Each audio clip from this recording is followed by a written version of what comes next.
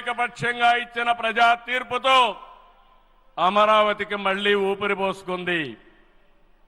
10 నెలల్లో సవాళ్లను అధిగమించి కేంద్ర సహకారంతో మోదీజీ ఆశీస్సులతో అమరావతి నిర్మాణాల్ని పట్టాలెక్కించాం.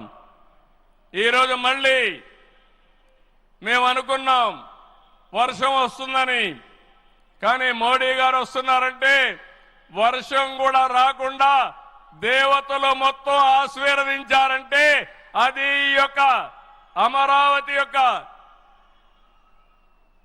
ఒక నమ్మకం కానీ ఒక పవర్ అని చెప్పి నేను మీకు తెలియజేస్తున్నాం.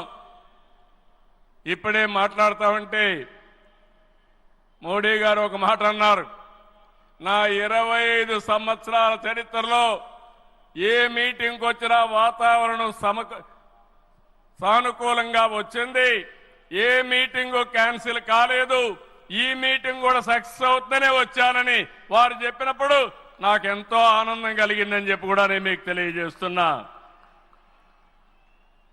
నేను ఒకటే మీ అందరికీ హామీ ఇస్తున్నాను, 5 కోట్ల ప్రజలు నా రాజధాని అమరావతి అని చెప్పుకునే విధంగా నిర్మాణం చేస్తాం.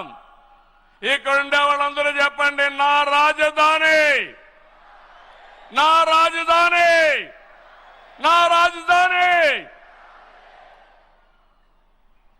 ఇలాంటి కార్యక్రమానికి మనం ముందుకు పోతున్నాం. ఆనరబుల్ ప్రైమ్ మినిస్టర్ ఈరోజు రీస్టార్ట్ చేశాడు. మళ్ళీ I'm requesting honourable prime minister, after 3 years he has to come for inauguration of new capital. We are confident of building within 3 years time. With your kind cooperation we will get it done. ఒక్క రోజున 49,000 కోట్ల విలువైన 74 పనులకు శంకుస్థాపన చేశాం.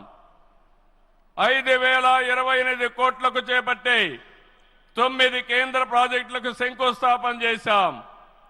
8 జాతీయ రహదారులు 3,620 కోట్లతో ఈరోజు